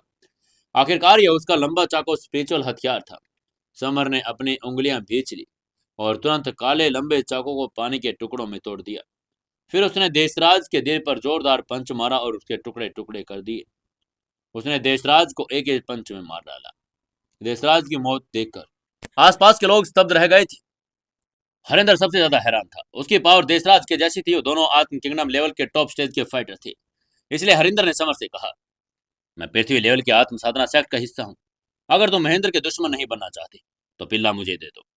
हरिंदर जानता था कि समर से मुकाबला नहीं कर सकता, इसलिए समर को डराने के लिए उसने अपने सेक्ट का नाम लिया। समर ने ठंडे स्वर में हरिंदर से कहा, महेंद्र, ये कौन है? मैं किसी महेंद्र को नहीं जानता। मैं तुम्हें यहाँ से जाने के लिए 3 सेकंड का समय दे रहा हूँ। 3 सेकंड में यहाँ से चले जाओ, वरना तुम्हारा हाल वही होगा जो इस आदमी का हुआ है। समर की बातें सुनकर हरिंदर के हाव भाव बदल गए। उसकी आंखें गुस्से से भर गई। वो महेंद्र का प्रतिभाशाली स्टूडेंट था और बहुत नाराज था कि समर ने उसे जाने के लिए कह दिया था। हालांकि जब हरिंदर को समर की ताकत के बारे में याद आए तो दांत पीसकर वो रो पड़ा था। वो अपने सबऑर्डिनेट्स को वहां से लेकर चला गया। वो मरना नहीं चाहता था। हरिंदर और बाकी लोगों के चले जाने के बाद देशराज के लोग भी उसकी लाश लेकर वहां से निकल गए। तभी काले पिल्ले ने अपना सिर उठाकर अहंकार से समर से कहा, मानव, अपने दादाजी कुत्ते को छोड़ दो। समर और बाकी लोग दंग रह गए। काले पिल्ले ने इतना घमंडी बात कही। वो खुद को दादाजी कुत्ता कह रहा था। तभी मोंक ने काले पिल्ले के इशारा करके कहा, बॉस, ये कुत्ते का पिल्ला आपकी इंसल्ट कर रहा है। तभी समर ने ठंडे मुस्कान के साथ उस पिल्ले को देखकर कहा, अगर तुमने खुद को फिर से दादाजी कुत्ता कहा तो मैं तुम्हें पीटूंगा। लेकिन फिर से काले पिल्ले ने घमंड से कहा, छोटे दादाजी कुत्ते ने तुम्हारे जन्म के पहले आत्मसाधक दुनिया पर विजय प्राप्त कर ली थी। न केवल तुम बल्कि तुम्हारे पिता और दादा भी पैदा नहीं हुए थे। मैं तुम्हारा दादाजी कुत्ता बनने के लिए पूरी तरह योग्य हूँ, इसलिए मैंने खुद तुम्हारा दादाजी कुत्ता कहा है। तभी उसकी बात सुनकर समर ने गुस्से में अचानक अपना हाथ उठाया, पिल्ले के सिर पर थप्पड़ मारा। काले पिल्ले की आंखों में गुस्से की चमक आ गई और उसने कहा, तुम्हारी हिम्मत कैसे हुई अपने दादाजी कुत्ते के सिर पर वार करने की? क्या तुम मरना चाहते हो? काले पिल्ले की बातें सुनकर समर के चेहरे पर ठंडक छा गई। उसने सोचा कि इस पिल्ले की पिटाई की जरूरत है। पिटाई के बिना उसे अपनी औकात का पता नहीं चलेगा। यह सोचते हुए समर ने अपना दाहिना हाथ उठाया, काले पिल्ले के सिर पर लगातार दर्जन थप्पड़ मार दिए। ये दोनों सिक्के के आकार के हो गए और लाल और सूजे हुए लग रहे थे। फिर भी काले पिल्ले ने समर की इंसल्ट करके कहा, ओह बेटा, दादाजी कुत्ते का सिर तुम्हारी वजह से सूज गया। कहना तो पड़ेगा कि वो काला पिल्ला तो हरामी था। वो न सिर्फ खुद को दादाजी कुत्ता कह रहा था बल्कि इस समर को अपना बेटा भी कह रहा था। सिर्फ समर ही खुश नहीं था, शिवांगी और बाकी लोग भी गुस्से में आ गए थे। स्पिरिचुअल जानवर आमतौर पर प्यारे और कोमल होते थे। समर ने ठंडे स्वर में कहा, पिल्ले, ऐसा लगता है कि पिटाई पर्याप्त नहीं है। मैं तुम्हारा चमड़ा छीलकर बारबेक्यू कुत्ते का मांस बना दूंगा। बोलने के बाद समर ने अपने उंगलियों का उपयोग काले पिल्ले के पैर पर थोड़ा सा फर उखाड़ दिया और पिल्ला दर्द से करहा उठा। काले पिल्ले ने जोरदार संघर्ष किया और भागने की कोशिश की, लेकिन समर ने उसके शरीर को कसकर पकड़ लिया। पिल्ले ने अहंकार से कहा, बेटा, दादाजी कुत्ते को जाने दो, वरना जब मैं अपनी पावर पुनः प्राप्त कर लूंगा तुम्हें खा जाऊंगा।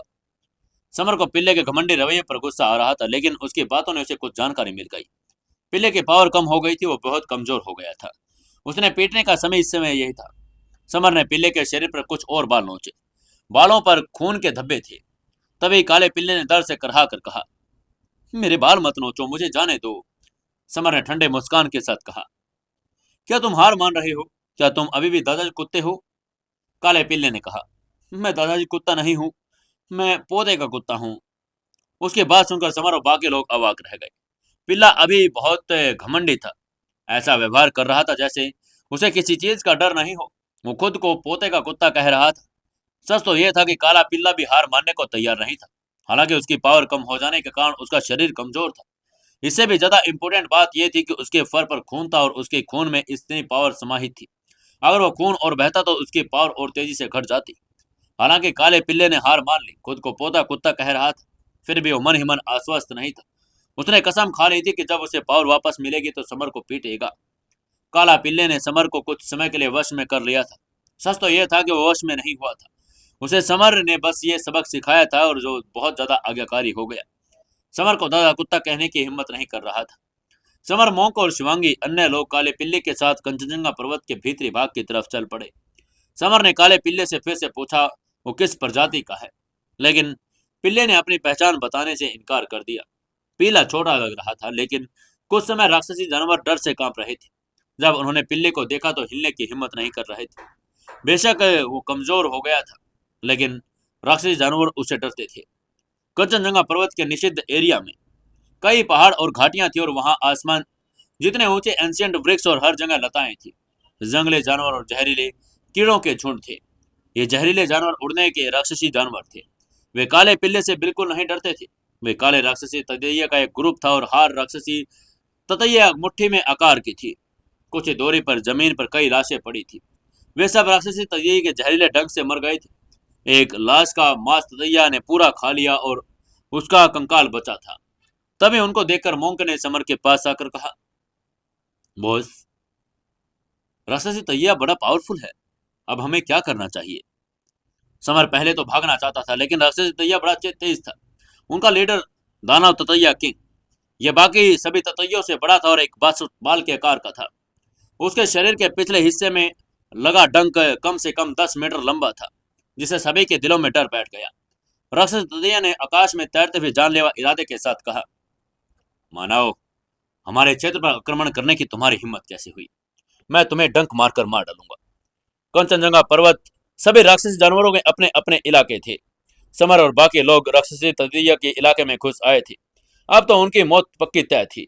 कहावत है कि चतुर लोग पहले किंग को पकड़ता है। समर ने अपनी नजर राक्षसी ततैया के किंग पर डाल दी और उसे पहले ही पकड़ने की प्लानिंग बनाई। समर का विचार तो चतुराई से भरा था, लेकिन दानव ततैया किंग बड़ा चालाक था। उसने समर के इरादों को भाप लिया और पीछे की तरफ उड़ गया।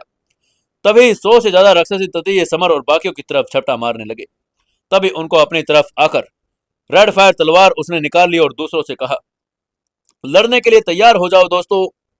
शिवांगी और बाकी लोगों ने अपने अपने हथियार निकाल लिए। सिर्फ काला पिल्ला बेपरवाही से जमीन पर बैठा रहा। तभी अचानक एक काला दानव ततैया तेजी से समर के सामने पहुंचा। समर ने अपनी कलाई हिलाई और तलवार आगे की तरफ घुमा दी। एक ही बार में दानव ततैये के 2 टुकड़े हो चुके थे। शिवांगी ने भी ततैया को मारने के लिए अपने हमले का इस्तेमाल किया और ततैया उसका मुकाबला नहीं कर पाया। तभी अचानक एक राक्षसी ततैया काले पिल्ले की तरफ झपटा। वो अपने डंक से पिल्ले को डंक मारने वाला था। काले पिल्ले ने अपनी पीठ उसकी तरफ घुमाई और जोर से पाद मार दी। पाद की गंध पाते ही राक्षसी ततैया बेहोश हो गया। समर यह दृश्य देखकर अवाक रह गया। उसने माथे पर ठंडे पसीने से पोंछा और पिल्ले का हमला बड़ा अजीब था। दूसरे लोग फायर के लिए स्पिरिचुअल हथियार तो तकनीक इस्तेमाल करते, उसने अपने पाद का इस्तेमाल किया। काले पिल्ले ने समर और बाकियों को कृपालु नजर से देखा। फिर उसने गर्व से कहा, क्या देख रहे हो? क्या तुमने किसी को पालते हुए नहीं देखा? समर ने अपनी नजरें हटा ली, क्योंकि कुछ राक्षस उसकी तरफ फिर से दौड़ रहे थे। समर ने अपनी तलवार तकनीक का इस्तेमाल किया और उसकी तलवार के सामने एक विशाल मुखी ज्वालामुखी प्रकट हो गया। सभी राक्षसी ततैयों को जलाकर उसने एक साइड कर दिया। समर के पावर देखकर दानव राक्षसी ततैया शिवांगी और अन्य लोगों पर हमला करने के लिए मुड़ गई। कुछ दानव ततैयों ने काले पिल्ले पर हमला करने का फैसला किया। तभी काले पिल्ले ने हमलावर ततैयों को जोर से पाद मारते हुए कहा, दादाजी, कुत्ते की पाद में इतनी बदबूदार है कि तुम सब बेहोश हो जाओगे। जब उन्होंने देखा कि काले पिल्ले ने हमले में बड़े पावरफुल थे, तो बाकी सभी दानव ततैया मोंग की तरफ मुड़ गए। समर ने जब उनको मोंग की तरफ जाते देखा तो उन्होंने जोर से चिल्लाकर कहा, मोंग, थोड़ी देर के लिए मजबूत रहो, मैं दानव ततैया किंग को मारने जा रहा हूँ। समर तेंदुओं की तरफ झपटा और ड्रैगन स्टैप तकनीक अपनाई। पल भर में तनैया दानव किंग के पास पहुंच गया। तभी उसको अपने पास देखकर दानव ततैया किंग ने जोर से दहाड़ कर कहा, मानव, क्या तुम मरना चाहते हो? उसने अपना लंबा डंक समर के सिर्फ तान दिया। तभी समर ने जोर से चिल्लाकर कहा, ज्वालामुखी विस्फोट। समर ने ज्वालामुखी तकनीक की तीसरी तलवार तकनीक का इस्तेमाल किया। एक बड़ी आभासी छवि प्रकट हो गई। ततैया के शरीर को 2 टुकड़ों में कुचल दिया। पावरफुल दानव ततैया किंग समर के सामने कुछ भी नहीं था। आसपास के सभी राक्षसी ततैया ये देखकर डर गए थे कि उनका किंग मर चुका था। तभी मोंक ने समर की तारीफ करके कहा, बॉस, आप तो बड़े पावरफुल हैं। वहीं काले पिल्ले के चेहरे पर उदासी छा गई। जब उसने देखा कि सब लोग समर की तारीफ कर रहे हैं, उसने कहा, दादा, कुत्ते ने भी कई राक्षसी ततैयों को मारा, कोई मेरी तारीफ क्यों नहीं कर रहा? उसकी बातें सुनकर समर काले पिल्ले के पास गए और उसके सिर पर एक तमाचा मारा और कहा, अगर तुमने फिर से खुद को दादाजी कुत्ते कहने की हिम्मत की तो मैं तुम्हें बारबेक्यू कुत्ता बना दूंगा। काले पिल्ले ने धीमी आवाज में कहा, मैं पोता कुत्ता हूं, मुझे मत मारो। काला पिल्ला समर से बड़ा डरने लगा था। दानव ततैया किंग के मरने के बाद समर और बाकी लोग अपने रास्ते पर आगे बढ़े। वो जैसे जैसे आगे बढ़ रहा था, उनकी मुलाकात और लोगों से हुई। समर पहले हेवंस तलवार सेक्ट और काले ब्लेड सेक्ट के फ्लोर से भी मिल चुका था। उसने देखा कि तलवार सेक्ट के कुछ अनुशासन चलते हुए उत्साहपूर्वक आपस में चर्चा कर रहे थे। तभी उनमें से एक लड़के ने कहा, अरे, मैंने सुना है कि सामने वाली गुफा में एक दानव जंजीर से बंधा हुआ है। वो एक लाल पेड़ के पास है जिसे राक्षसी रक्त वृक्ष कहा जाता है। उसने पास में लड़के ने कहा, राक्षसी रक्त वृक्ष एक खजाना है। इस वृक्ष का फल ब्लड लाइन टोटम को एक्टिवेट कर सकता है। तभी पहले वाले आदमी ने कहा, ओ हाँ, वो दानव खुद को विंड एज दानव किंग कहता है। ये नाम सुनते ही समर के चेहरे पर मुस्कान आ गई। ये तो उसके मास्टर थे। इतने सालों की तलाश के बाद आखिरकार उसने अपने मास्टर की कोई खबर मिल गई। समर का शरीर बवंडर की तरह घूम गया था। पल भर में वो स्टूडेंट्स के सामने पहुंचा और उसने पूछा, मेरे मास्टर कहाँ है? सामने स्टूडेंट्स ने भौहें छोड़कर कहा, मैं तुम्हें क्यों बताऊं? उसकी बात सुनकर समर ने उनकी गर्दन पकड़ ली और ठंडे स्वर में कहा, अगर तुम मरना नहीं चाहते तो चुपचाप मुझे बता दो। उनकी आंखों में खतरनाक किलिंग इंटेंट था। सभी स्टूडेंट्स डर गए थे। उन्हें एहसास हुआ कि ये युवक बड़ा ताकतवर है, उसके एक ही वार का सामना नहीं कर पाएगा। उस स्टूडेंट्स ने देखा कि अगर उन्होंने विंड एज दानव किंग का स्थान नहीं बताया, समर उन्हें मार डालेगा। उन स्टूडेंट्स ने जल्दी से कहा, मुझे लात मारो, मैं तुम्हें सब कुछ बता रहा हूँ। विंड एज दानव किंग 500 फीट दूर राक्षसी रक्त गुफा में है। समर ने उसे जमीन पर पटक दिया और फिर चुआंगे और मोंग को गुफा की तरफ ले गया। इस समय राक्षसी रक्त गुफा के सामने बहुत लोग जमा थे। हेवन तलवार sect, blade sect, calling sect, राक्षसी ब्लेड सेक्ट और दुष्ट स्काई सेक्ट के मेंबर्स, एंशिएंट और अनकन्वेंशनल पावर के सभी प्रतिभाशाली लोग वहां पर इकट्ठा हो गए थे। फायर एम्पर सेक्ट, तलवार मंडप और 100 फ्लावर सेक्ट के लोग भी यहाँ आ गए थे। फूल परी भी उनमें से एक थी। जहां तक बात एल्डर्स और लीडर्स की थी, ये सभी कंचनजंगा पर्वत के सबसे गहरे एरिया में चले गए थे, जहां अधिक खजाने और कीमती जड़ी बूटियां थी। सभी लोग अब वहीं उसी गुफा में जाना चाहते थे। अब क्या करेगा समर? क्या समर उन लोगों को वहां गुफा में जाने देगा या नहीं? क्या समर उनसे पहले उस गुफा में जा पाएगा या नहीं? क्या समर अपने मास्टर विंड एज दानव किंग को बचा पाएगा या नहीं? क्या होगा इस कहानी में, जानने के लिए जुड़े रहिए दोस्तों अपने इस कहानी सीक्रेट घर जमाई के साथ। कहानी को ज्यादा से ज्यादा लाइक करें, शेयर करें और कमेंट जरूर से जरूर करें। दोस्तों एक प्यारा सा कमेंट करके हमें बताएं कि कहानी कैसी लग रही है और आप लोग कहां से कहानी को देखते हैं।